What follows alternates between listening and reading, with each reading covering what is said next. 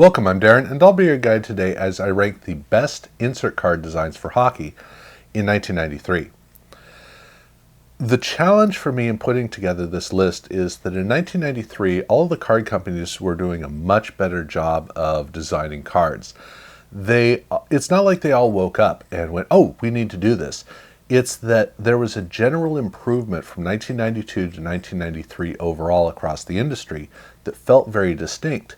But also, 1992 was the wake-up call when everybody realized, oh, we got to take this insert thing seriously.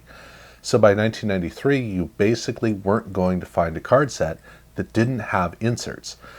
Maybe a card set would do it without parallels, or would do parallels instead of inserts, but for the most part, you weren't going to find a card set that was just a straight card set.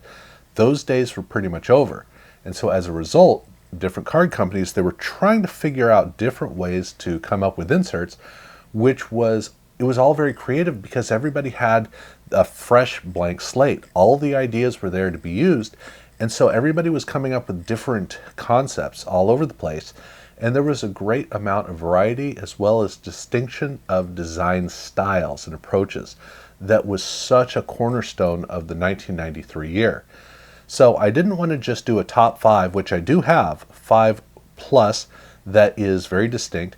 I have 2 others that are like an honorable mention, but there were a couple of others that I really wanted to mention on top of that I just couldn't get away with avoiding.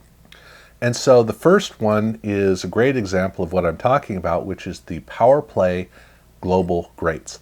And Power Play was the hockey version of the Tall Boys that Game Day and Jam Session were creating. And it's kind of interesting with the Game Day family of cards, because Game Day is the only place where I think they absolutely nailed the concept of the Tall Boys. And while I shouldn't say they absolutely nailed it, I think they were the most consistent in making the Game Day cards, whereas the Jam Session cards were more hit and miss. Some of them were great, most of them were not. And with extra bases in baseball, again, they weren't doing a great job, and in hockey, the Global Greats to me is the best card. Some of the regular cards came out really well, but for the inserts, they just didn't quite figure out how to fully maximize the potential of the real estate. And Global Greats is the only one that I think was an absolute success. Not a phenomenal card, but it's the card that gets me interested and engaged. And it's because of that big flag in the background. And the flag is everything. I mean, it takes up the entire card to the point where with Pavel Bure here, he basically disappears into the flag. It's like he's a part of the flag, or he's wearing the flag in a way. And you don't mind because it's not really about Pavel, it's about the flag. That's the way all these cards are. And when you look at the different flags lined up next to each other, there's just this wonderful patriotism that each card has. But it's the way that the flag comes across that's so distinct and so unique about these cards that I think they're the best cards with a big flag backdrop behind them. You might be able to find a U.S. flag somewhere, like maybe with the Team USA basketball card, that comes across a little bit better, but you're going to be hard-pressed to find one because these flags just read so well. It really does look amazing. And so this is a card that I absolutely cannot leave off of this list. And likewise, when I move on to the next one to mention about, which is the Stadium Club All-Star cards, this is a card actually that I would most definitely put further down this list and probably should, but I can't. And it's because I can't. The card has everything it needs. It has a 2-face front, which is really cool. I mean, Team Pinnacle was a wonderful success with that. Which is ironic because I don't have Team Pinnacle on this list, but I won't get into that at this point. But it also has a really great effect in the background of like a Starry Night effect, which is a wonderful design component that, especially with the full bleed, it just creates a great spirit to the card. The inner border is hit or miss. I kind of like it, but I feel like there should be a border around the outside. It does have some gold foil, and that's good. But what I find interesting is that I feel like either this is 2 card backs because the missing border, or it's 2 card fronts where each card front needs a card back. But I think it's that, to me, this looks like the back of a card. I think that's what bugs me. There's something that bugs me that keeps this off of the core list. But it's a card that every time I look at, I really want to like it. I just don't, but I really do want to. And I also want to toss out the Premier Finest cards, which is it's certainly not finest at its best, but finest at an upper tier. A lot of finest cards were never as good as this. It's a card that does a lot of the things that work well for finest, or more correctly, when I look at this, I think about Bowman's Best. I mean, this is the same blue marble that we would see on Bowman's Best. Here, it's really nice. It has all the things that it needs. Unfortunately, it's on a Premier design, and a big part of what I see about this card is it looks kind of like a Topps Chrome for Premier. And while it does have some really nice qualities to it, I mean, the marble really helps it out a lot. It does look like a Premier card, and Topps was just not great at design work for their O-Pee-Chee and their Premier. It just wasn't a great time for them to design, which is actually very fitting for most of the cards. But this very much is one where I look at it and go, oh, that's really nice, and then I am over it and it's time to move on. Speaking of which, the next two that I have to talk about are both Upper Deck, and they're kind of polar opposites. The first one being Next in Line, and this looks at a legendary player and a young player. And the legendary player is in a not quite black and white shot, and then the young player is in a full color shot, but he's in a really cool holofoil effect. And the holofoil effect is difficult to see, to the tune of I had a really tough time photographing it, and these cards really didn't come out too well. And it is a shame because the card does have a neat effect to it, which makes the card kind of engaging. But the card design is either really bland or it requires too much of the effect to be working to be able to see it most of the time. So it's a card I really want to like, but I'm never excited enough to stay with it. There are other cards that grab me a lot more effectively and keep me engaged. This one is not. And then I also want to mention about the Gretzky Great Ones. This card is, like I said, the polar opposite. This is just a well-crafted card. And that's the thing. Every time I look at this card, I go, oh, that is nice. That's one of the more rare cards from there, or one of the more rare inserts. I want to collect that set, even though it's not. But it has that feeling of this is the card that's really well designed and well suited to be sought out. And since it's a card that comes out of packs very frequently, it allows a lot of collectors to be able to really appreciate it, which is good, because it really does feel like a more fancy card, a more rare card. But it does the thing that the Next in Line cards does not do, which is that it has a strong theme that stays focused. It stays in there.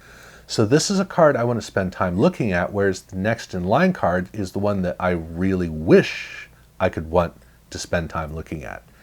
Regardless, these two are the threshold for heading into the actual top 5 list. And that list starts off with the Pinnacle Team 2001. And this is an interesting inclusion into the list because this is a design that came up with in 1992 that they used in baseball, and then in football, and then in hockey, and then again in 1993 baseball, and then in football, and again in hockey.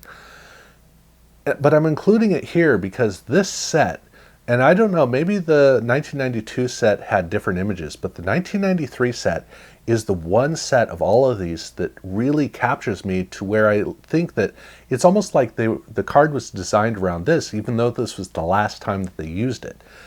It's a lot stronger. The baseball cards are okay. The football cards are actually pretty good. But these hockey cards, they tend to read a lot stronger for me, to where I get excited about them and I'm interested in them. I don't know why it is that this particular set is done this way, except for the fact that there is a sort of parallel, which is that the Canadian release of these cards is done with art, and the art is gorgeous. In fact, when I look at this, I go, oh, I wish that the Team Pinnacle cards had been done that way, because the Team Pinnacle cards for hockey were serviceable. I think that the baseball cards were good, the football cards were really good, But for the hockey cards, the Team Pinnacle just didn't really have much energy to them. But when I look at these Team 2001 cards with the art, these are awesome. And I wish they'd used these for the Team Pinnacle cards. But it may be that the need to have such strong art was what caused the images in the photos to be so strong. I don't know.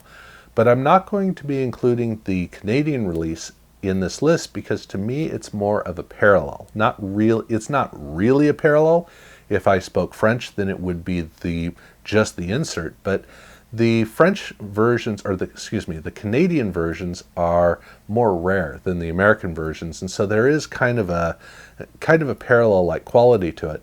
But regardless, I wanted to focus on the main cards here because the art cards would actually go further along on the list. And actually, now that I mentioned that, I should show you what it would have bypassed, which was the Stadium Club finest cards. These cards are really impressive because they do an amazing job of really, truly capturing the jewel box opportunity that Finest had. Now, are these cards better than the 1992 test set? I don't know. I mean, they're a lot more energetic. The test set is more condensed. It's like you're in a jewel box. Whereas here, it's more free and open and showing just what Finest can do when they really take up the landscape and play around with it. That's what it has. It has such a great spirit to all of the grooves in it and the iridescent quality to how they come across. And then they have some nice enamel elements like the logo and then that whole design theme down at the bottom. But the design theme down at the bottom is very much a Stadium Club-like design. Like somebody at Topps hired an actual designer to come in and look and go, oh, you know what you should do? And I wish they'd hired that person more often because when Topps does a great design, it's a great design. Most of the time, they don't. And I look at this card and I go, see, that's what Finest should have been. Rarely did Finest reach this level. And in the case of the Stadium Club Finest here in 1993, this is a card that actually pulls off what the Finest cards have as potential. I love the way that it comes across. So now that we know at what point we are on this list, now it's time to move into the top three and see just how far beyond these come. And we begin at number 3 with Donrus Elite. And now I'm excited. Not so much because of this insert specifically as much as Donrus Elite, I've always been really frustrated by it because in baseball in 1991, the design was not good for 1991. 1992, it definitely was not good for 1992. 1993, again, come on guys. These are, okay, they have a serial number. They're rare in packs. Big deal. The cards suck. Pure and simple. I don't like them. And then we get to this card with hockey, and it was like they were saving up. I mean, this card's incredible. It has a prism effect around the whole background of the card, which is overpowering. You've got to fight it with something else, and that's exactly what they do, where they cover most of the card with a really cool, intricate design that allows little windows all over the place for the prismatic effect to come through. So the prismatic effect is now a secondary element that is just an accent to everything else. And all of that stuff up at the top is perfectly designed to go with the rich effect of the whole holofoil nature of the prism. It looks incredible. I mean, at this very time, Pacific was releasing their first Prism set, which they would do in 93 and 94, where they were just covering the whole stupid thing with Prism. And it doesn't look good. Here, this is exactly what you do. These are incredible. And I'm so glad they finally got around to doing this, but they did. For hockey, they finally made a great card. And for Donruss, that's kind of a big deal because Donruss still wasn't quite at the level of making great cards. So glad they did this. Now, number 2 is where it gets interesting because it is the SP cards for Upper Deck. And for those of us over in baseball and in football, SP was a whole release. But in hockey, it wasn't. In hockey, it was done as a 1 per pack insert, or 2 per pack insert, I believe as well, where these were inserts with Upper Deck. And so the cards are not a main set, even though it's a very large card set. It is done as insert cards, so that's technically what they are. But these stand among the very best of the football and the baseball cards. For hockey, they have a silver foil for their design theme. But for some of these cards, I mean, like I said, some of these cards do stand up against the very best you're going to see in either of the other two sports, and they're gorgeous cards. But here's the X factor. Here's why I have this at number 2, because not only are these great cards, but if you remember from baseball or from football, there was an insert set. They had that here as well. So not one per pack. They had their silver skates, which is their parallel, or not their parallel, but their insert. And these cards just come through gorgeously with the silver foil. That whole design theme in the back is great. But they didn't just do silver. Here they also did a gold foil parallel, which means that there is a parallel of these insert cards, which makes it even cooler. Now, I don't have these separated away from the SP cards because to me, I'm combining them together as one thing that Upper Deck did.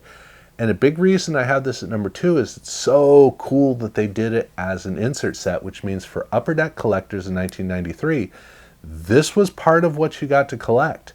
So awesome to be able to add it in. Made it so, they look gorgeous, they just do. But number 1 for me, I mean, this is hands down the pinnacle Masks card. And to start off, it's Dufex. Tough to go wrong with Dufex. Pinnacle has done that.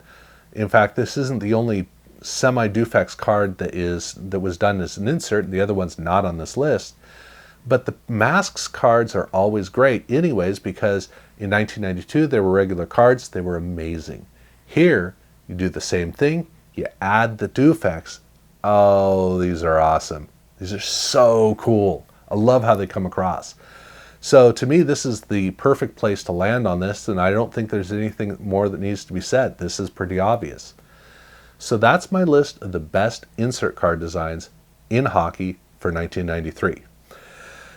There are a number of cards that are right around the mid-range that I would love to talk about that would go alongside the global greats and along those. And it was tough to really narrow it down. And I had to throw those 3 on because I really did want to pare it down even more, but I just couldn't get away from talking about them because there are so many that I want to talk about in 1993. It's getting too much fun. And I may have to start breaking it down a little bit more and doing some parsing or something because I want to talk about all these cards. And maybe someday I will, but this isn't the place. So that is my top 10. If you have any difference of opinion, let me know. Tell me about where you would put things and your take on it. I am interested to hear. And if you haven't subscribed to my channel, definitely do so. Check out my other videos because I love doing these and etc. And thank you very much for watching.